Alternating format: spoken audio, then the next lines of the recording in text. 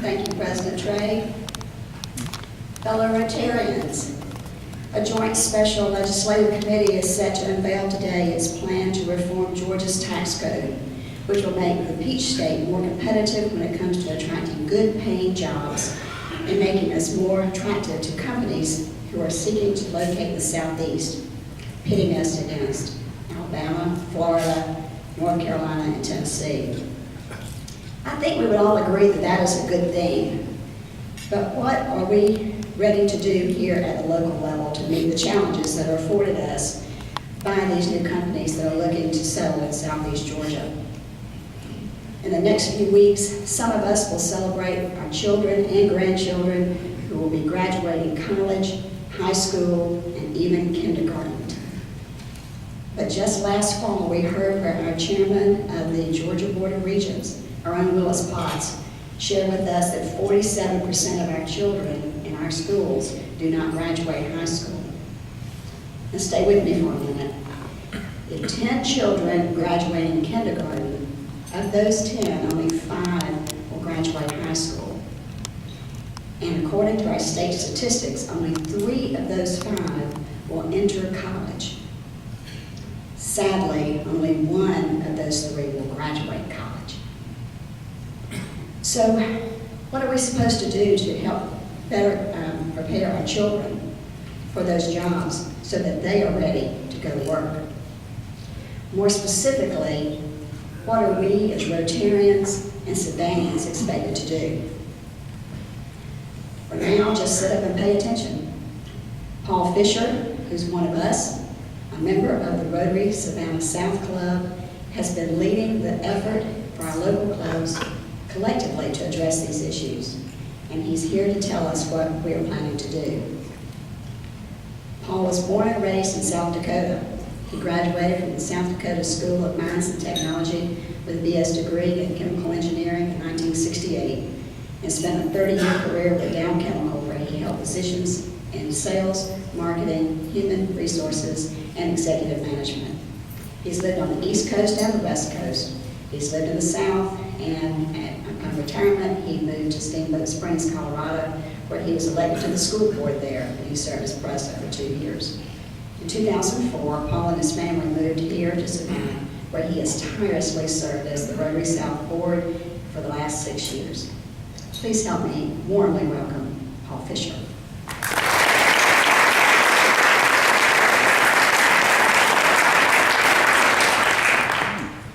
Thank you, Catherine. Those kind words. Aaron, good luck in the next chapter of your life.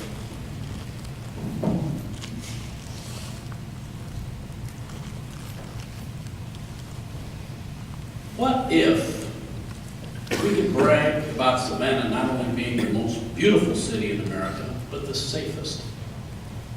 What would that mean for our current residents, attracting new residents, and tourism? What would happen to property values? If crime were significantly reduced, wouldn't we be able to redirect significant resources now applied to crime prevention? What if we could brag about Savannah having the best educated workforce in America? Wouldn't that be a magnet for new businesses and spark real, high-quality growth for our community?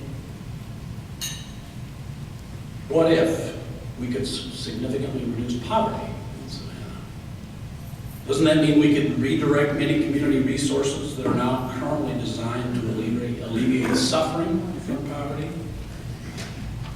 What if we could significantly reduce teen pregnancy, truancy, juvenile delinquency?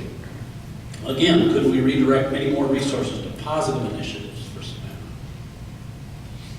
What if all Savannah children were ready for school at school age? Wouldn't that allow redirection of many remedial resources? Wouldn't it create an environment in our schools where teachers could focus on positive learning and reduce the need to focus on behavioral issues? What would you think if I told you all of this is possible?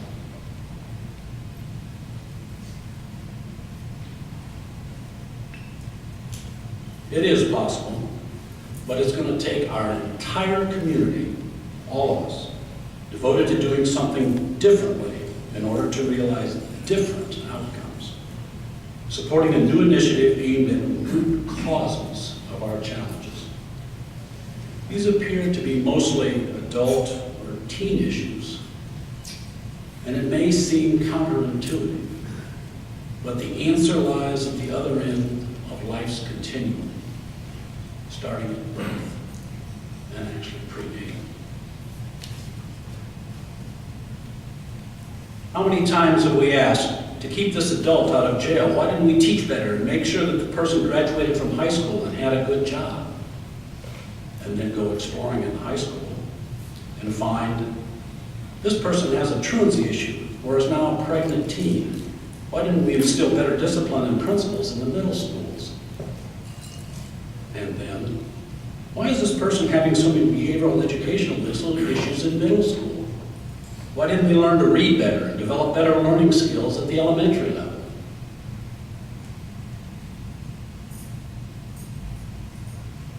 And then, our children aren't school ready. Why aren't kindergarten and pre-K schools preparing them better? As we follow this logic, that's where we stop. Isn't it logical to continue that thought process and continue on life's continuum back to birth? Could we realize a positive effect if we did explore the possibility of trying to apply new resources in the area of birth to 3? Come along. I'd like to share the story of a journey and some pretty definitive research. Almost 3 years ago now, Rotary Savannah South asked itself the question, are our resources, both charitable giving and volunteerism, having the most impact in our community? To help answer the question, we chose to ask some of our civic leaders and listen to their definition of the community's challenges. We interviewed the mayor, the chief of police, several judges, including your own Louisa Abbott, school board president, superintendent of schools. In all, we conducted 15 interviews. Our civic leaders described a persistent negative cycle of crime, poverty, and low educational outcomes. They encouraged us to look for root causes, which led us to investigating early childhood issues and parent skill development for children at these earliest ages. Since the answer appeared to be complex and potentially daunting, we solicited support at that point from all the Savannah Rotary clubs and Getaway Kiwanis. And the presidents of the clubs at that time formed a multi-club committee that spent over a year in research. The first step of the research was simply to catalog, that had never been done in the city, more than 90 Savannah community resources devoted to child issues. We started interviewing these resources to understand what they do and solicited ideas about how to move forward in our journey and the quest to work on root causes and break this cycle described by our civic leaders. They also taught us more about how our community prioritizes and applies resources to children's issues. Another significant piece of the research during this year was a study of the documented research, rather contemporary, about brain development, especially at early ages. All of these conversations and study by the Rotary Kiwanis Committee led us to a community experiment that had been ongoing for over 2 decades in Harlem, the Harlem Children's Zone. So when the mayor and one of yours, Mr. Edward Chisholm of Youth Futures, announced that they wanted to apply the Harlem Children's Zone model to Savannah, it appeared to be a natural partnership. So the committee and YFA joined forces. This resulted in an in-depth investigation of the Harlem Children's Zone, including Mr. Chisholm's delegation to Harlem and the interviews with Harlem Children's Zone leaders. A report on all of this research was documented in late 2009, and it included an action plan on how to move forward. So what did we learn?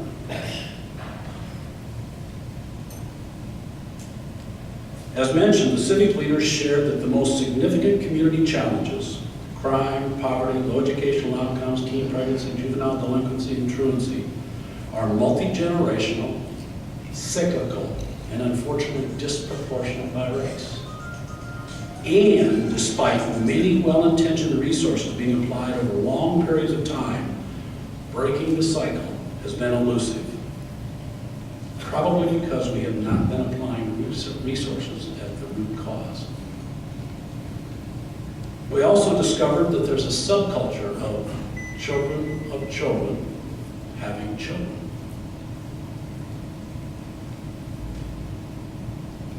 The subculture is now void of institutionalized mechanisms for passing parenting skills from one generation to the next. Currently, there are many single teen mothers who are challenged by serious life issues of their own, let alone taking on the challenge of successfully raising a child.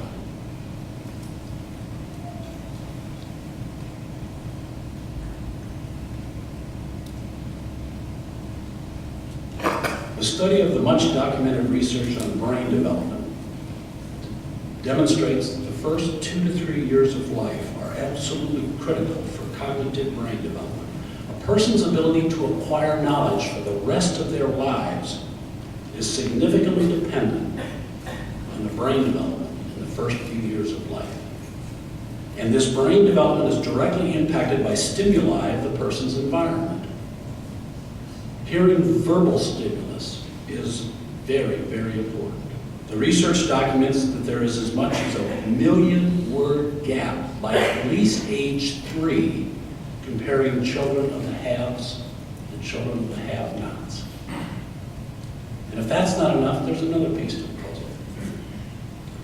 Ample community resources external to the family are applied to children's care and education at school age and older. The most significant of these being school. Our society's social norms suggest that early child care and learning is the responsibility of parents and the family. Except in emergencies, rarely do we apply significant community resources external to the family for child care and learning prior to school age. Each of these pieces of research may seem intuitively obvious. It isn't until we put all the pieces together for a targeted segment of our community that we see the whole picture, and it's the perfect storm.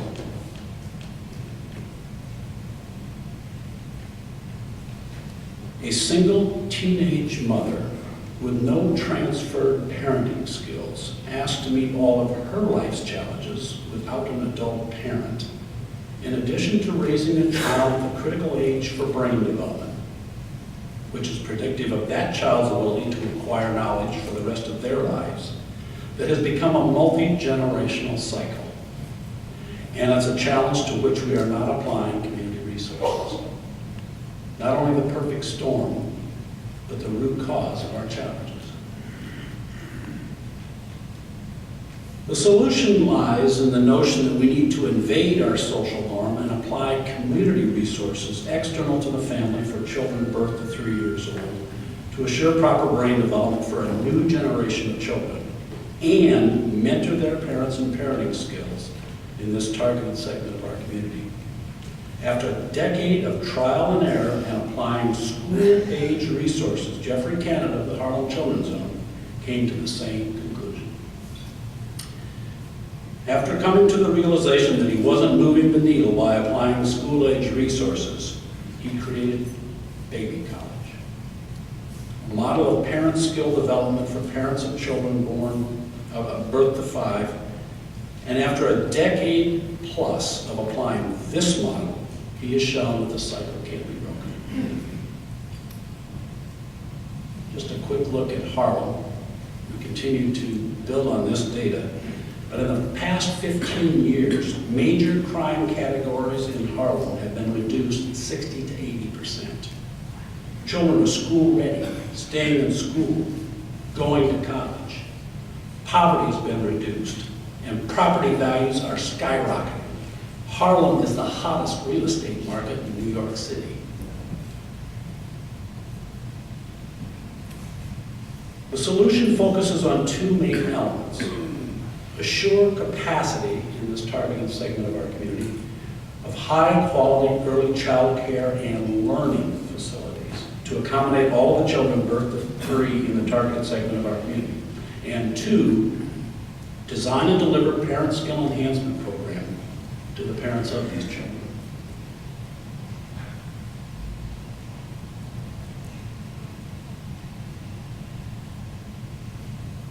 The solution will also require a sustained effort from more than a generation. By helping children get a much better start in life with proper brain development, and parents wanting to improve their environment, children will be school ready, enjoy learning, and stay in school.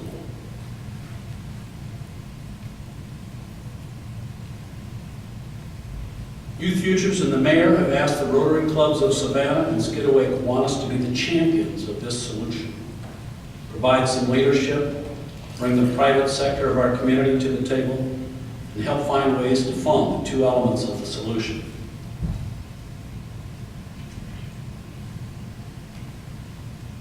As a result, Savannah will be able to realize a safer community with a highly educated workforce, lower poverty, and be able to redirect significant resources to constructive opportunities. We're starting more than 10 years after the Harlem Children's Zone changed and focused on birth to 3 and their parents. But Harlem has shown us that if we do it right, Savannah can break the cycle and realize these same results. So what can you do? Reprioritize charitable giving and volunteerism in your club, in your business, and in your personal giving. Help identify financial resources outside of our community in order to sustain this effort for more than a generation. Primary consideration for giving and volunteerism should be, 1, the 12.5 licensed early child care facilities that exist today in the target area, and others that may be created. Support of these existing facilities will enable them to train staff, hire enough to attain desired teacher-child ratios, provide successful curriculum, and become nationally accredited. And secondly, Michael O'Neill and Parent University have taken on the leadership position in designing and delivering the Parent Skill Enhancement Program, in addition to and on top of what he already provides at Parent University. Secondarily, there will be many ancillary community resources that will add to this comprehensive approach of improving the primary resources of birth to 3 element. Investigate whether there is resources involved in birth to 3 and to what degree, and then decide how you'd like to contribute. That's it. Are there any questions?